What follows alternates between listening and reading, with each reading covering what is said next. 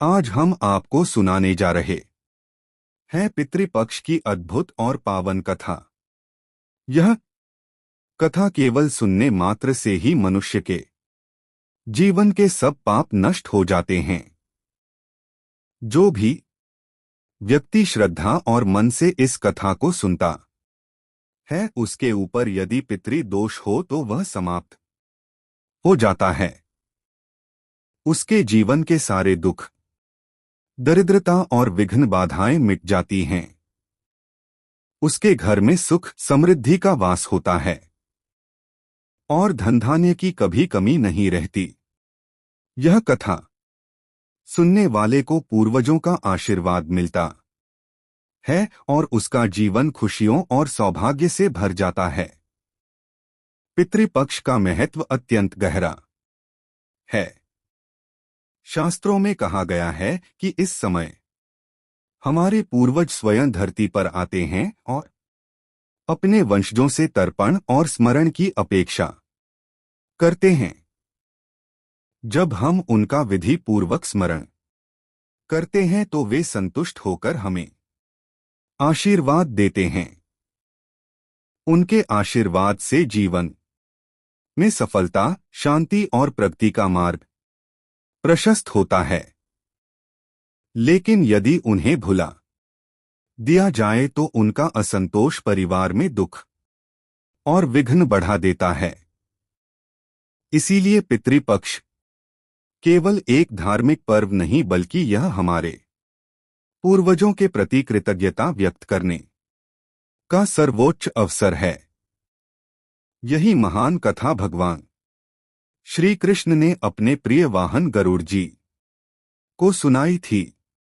जब गरुड़ जी ने विनम्र भाव से भगवान से प्रश्न किया, हे प्रभु, पितृ पक्ष का इतना महत्व क्यों है? इसमें क्या रहस्य छुपा है?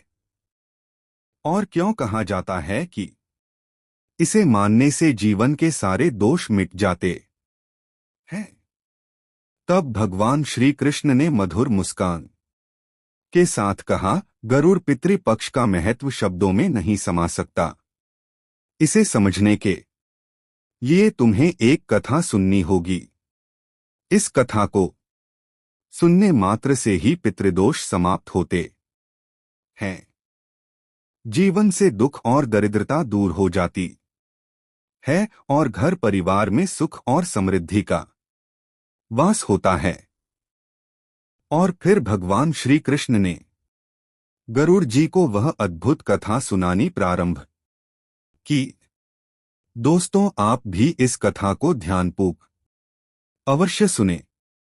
इस कथा के श्रवण मात्र से मनुष्य के सभी पाप और दोष नष्ट हो जाते हैं।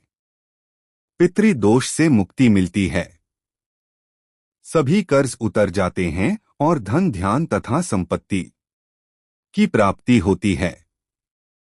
साथ ही सुंदर और गुणवान पत्नी का लाभ होता है।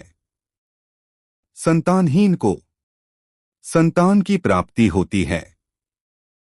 यह कथा अत्यंत महान है और विशेषकर पितृ पक्ष में इसका श्रवण अवश्य करना चाहिए। इस कथा के सुनने से पितर देव प्रसन्न होकर वरदान देते हैं। श्री कृष्ण कहते हैं, हे गरुड़, प्राचीन काल की बात है। रुचि नामक एक राजा थे।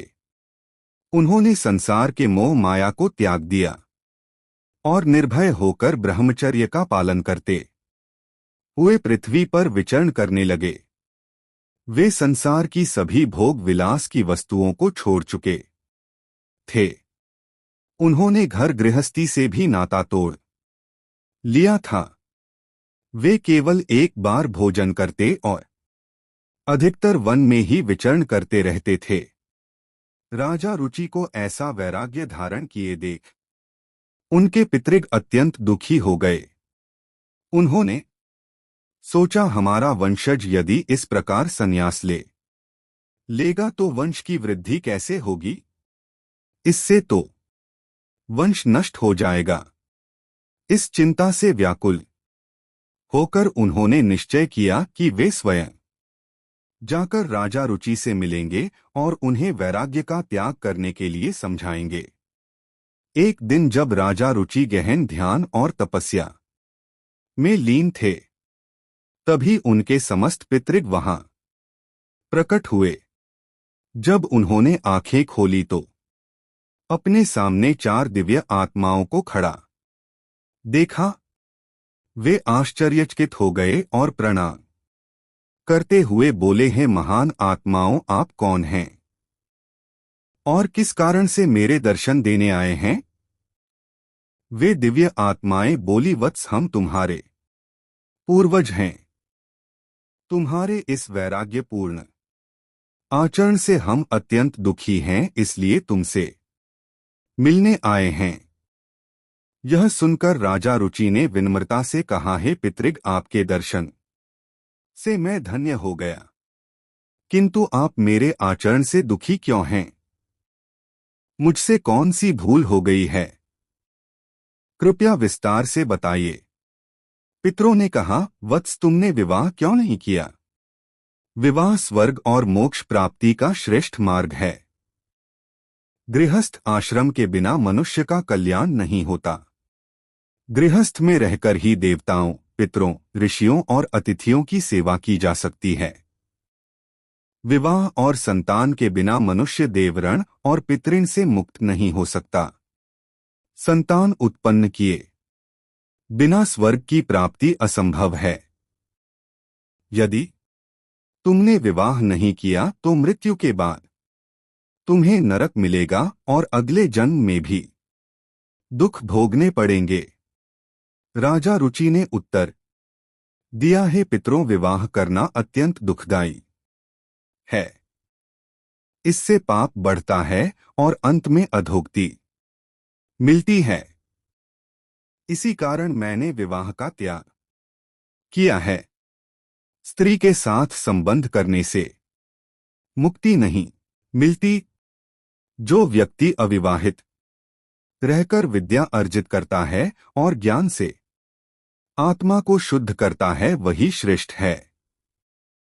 इसीलिए मैंने ब्रह्मचर्य का मार्ग चुना है।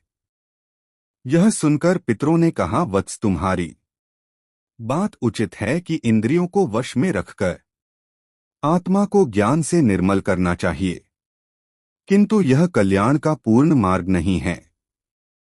यज्ञ, तप और दान के द्वारा अमंगल दूर होते हैं।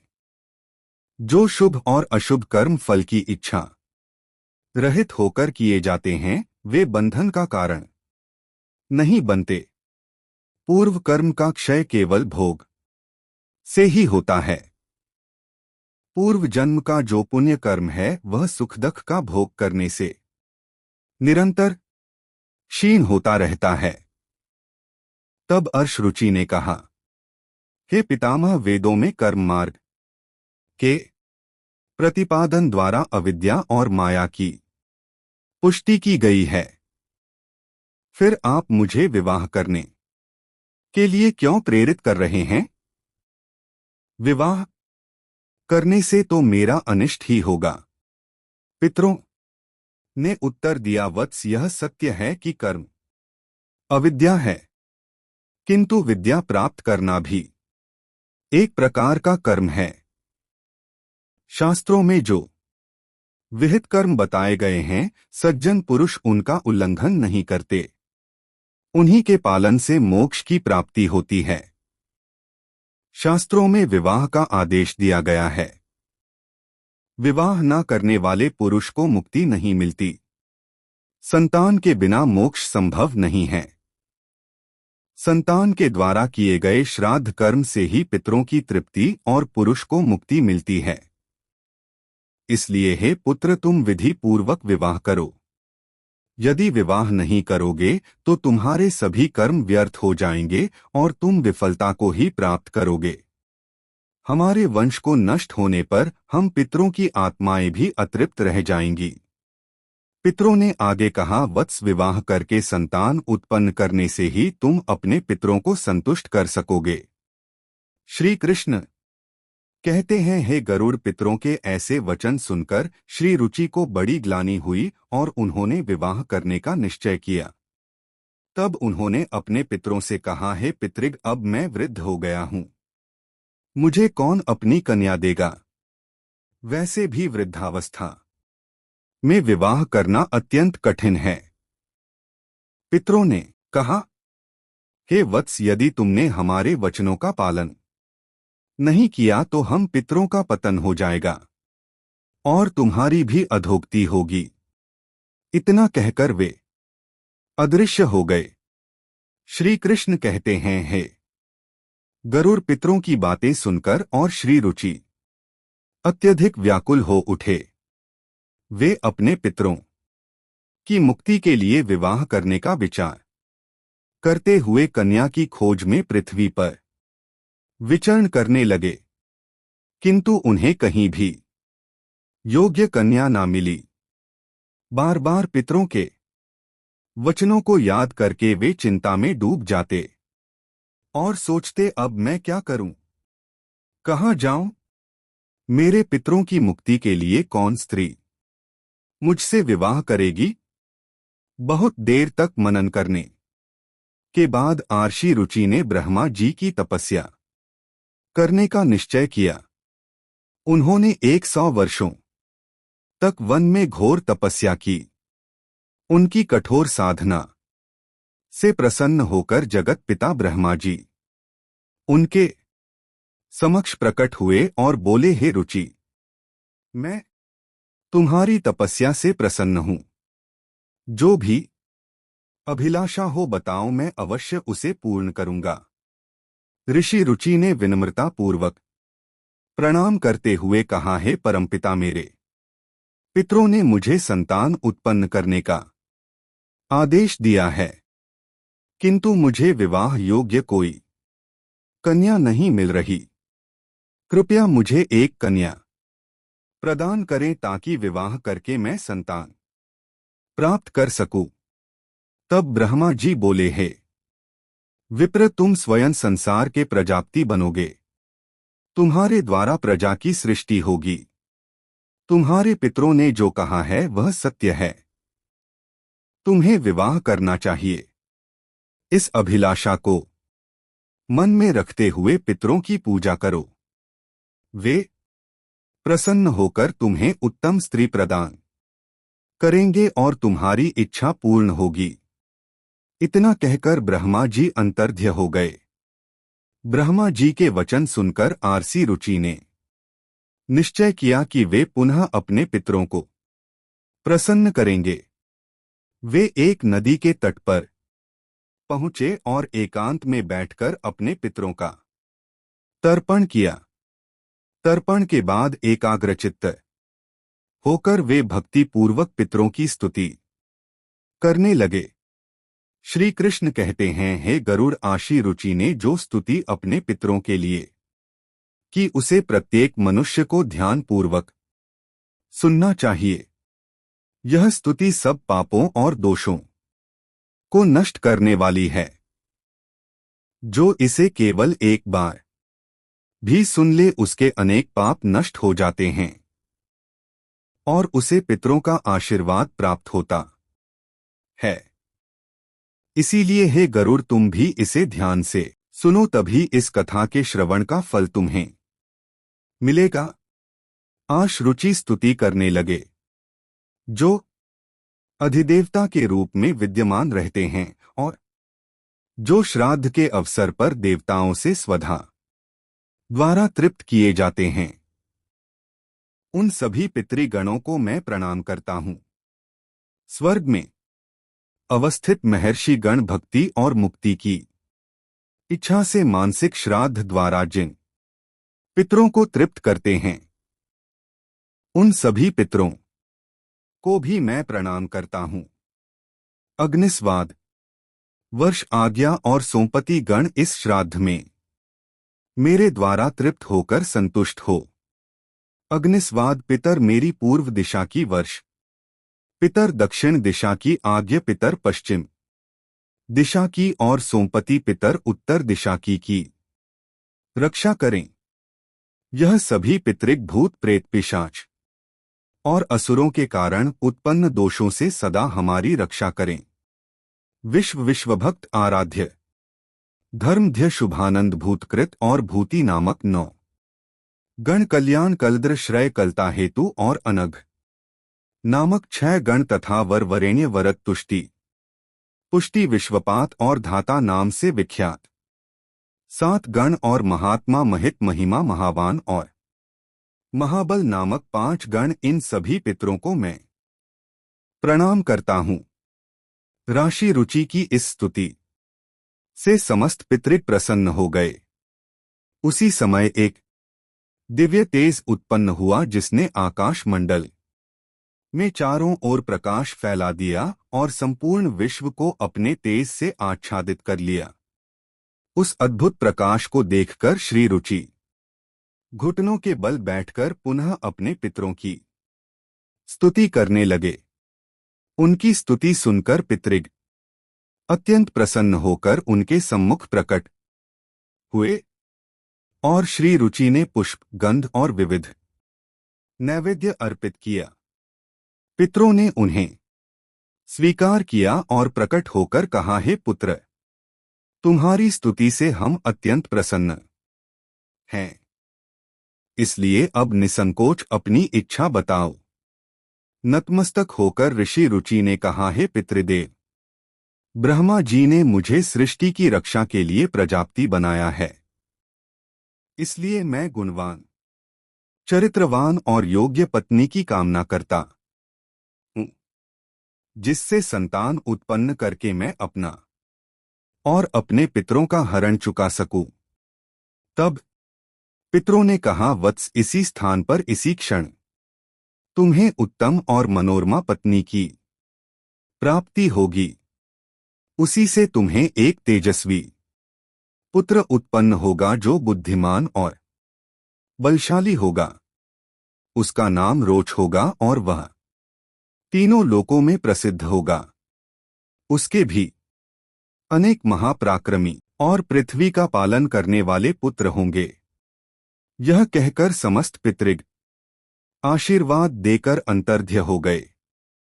पितरों के अंतर्ध्य होते ही उनकी कृपा से उसी समय नदी के मध्य से एक अद्भुत दृश्य प्रकट हुआ। वहां से प्रमलोचा नामक एक अत्यंत सुंदर, मन को मोह लेने वाली अप्सरा प्रकट हुई।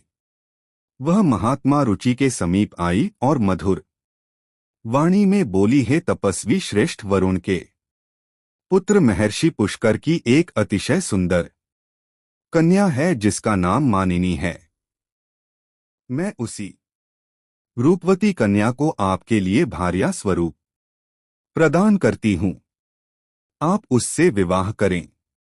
उस कन्या से आपको अतिशय बुद्धिमान पुत्र उत्पन्न होगा जिसका नाम मनु होगा। इसके बाद प्रजापति रुचि ने उस अप्सरा द्वारा प्रदत्त कन्या मानिनी से विधि पूर्वक विवाह किया। श्री कृष्ण कहते हैं, हे गरुड़, इस प्रकार आशी रुचि ने अपने पितरों को प्रसन्न करके योग्य पत्नी प्राप्त की और अपने वंश की वृद्धि की।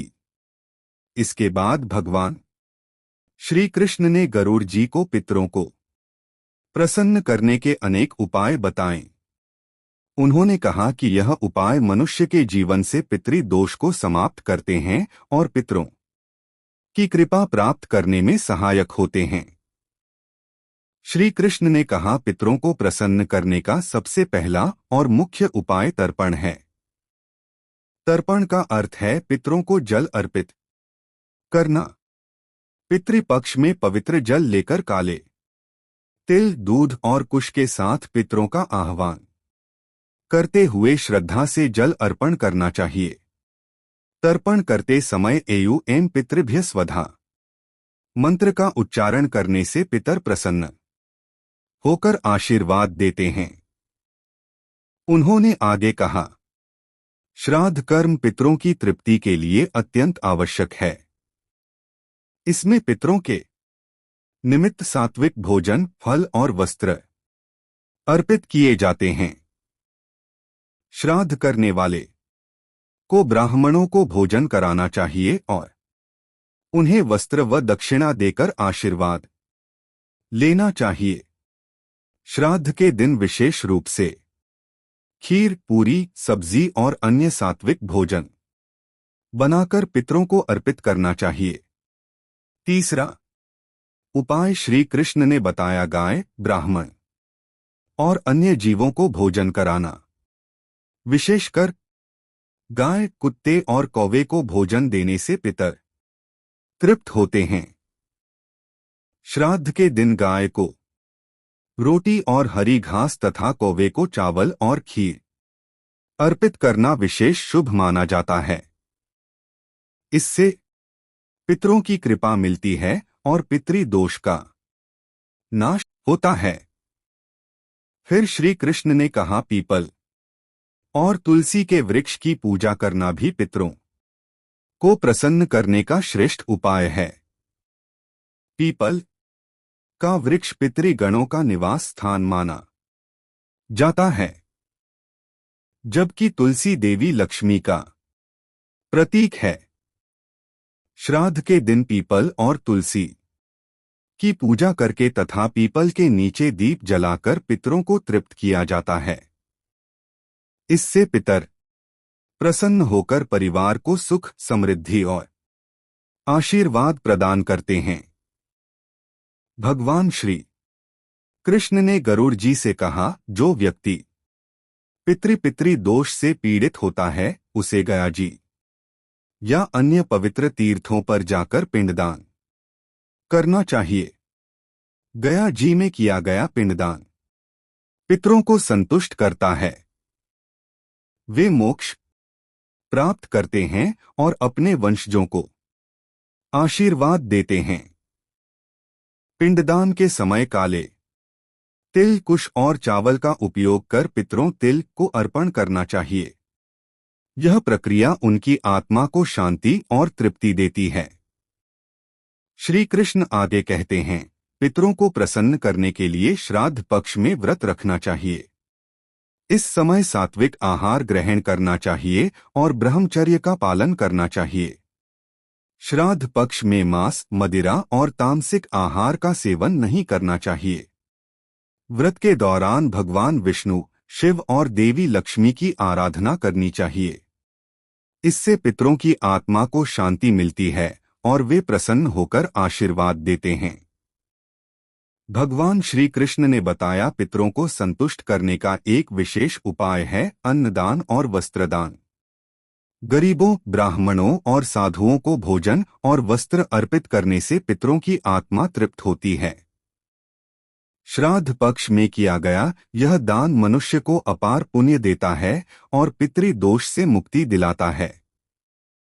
पितरों की कृपा से परिवार में सुख समृद्धि बनी रहती है। उन्होंने कहा, पवित्र नदियों विशेषकर गंगा में स्नान करके पितरों के लिए जल अर्पित करना अत्यंत शुभ माना जाता है।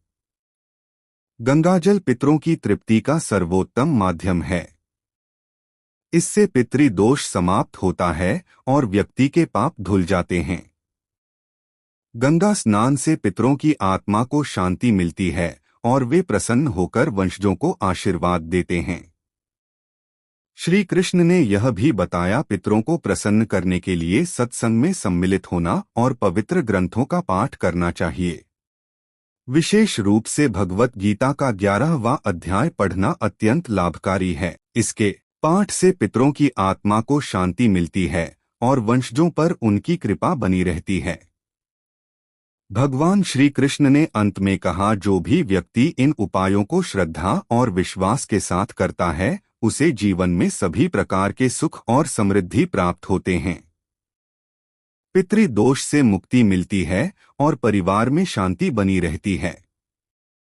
हे गरुड़, जो इन उपायों का पालन करता है उसके पितर सदैव प्रसन्न रहते हैं। तो दोस्तों, इस प्रकार गरुड़ पुराण में पितृपक्ष की कथा और पितरों को प्रसन्न करने के उपायों का विस्तार से वर्णन मिलता है। यह कथा हमें सिखाती है कि पितरों की सेवा और तर्पण करना हर मनुष्य का परम कर्तव्य है। दोस्तों, उम्मीद है आपको यह कथा और जानकारी पसंद आई होगी। अगर अच्छी लगी हो तो इसे लाइक करें, परिवार और दोस्तों के साथ शेयर करें और ऐसी ही आध्यात्मिक जानकारियां पाने के लिए हमारे चैनल गुरु ज्ञान को सब्सक्राइब करना ना भूलें। आपका धन्यवाद।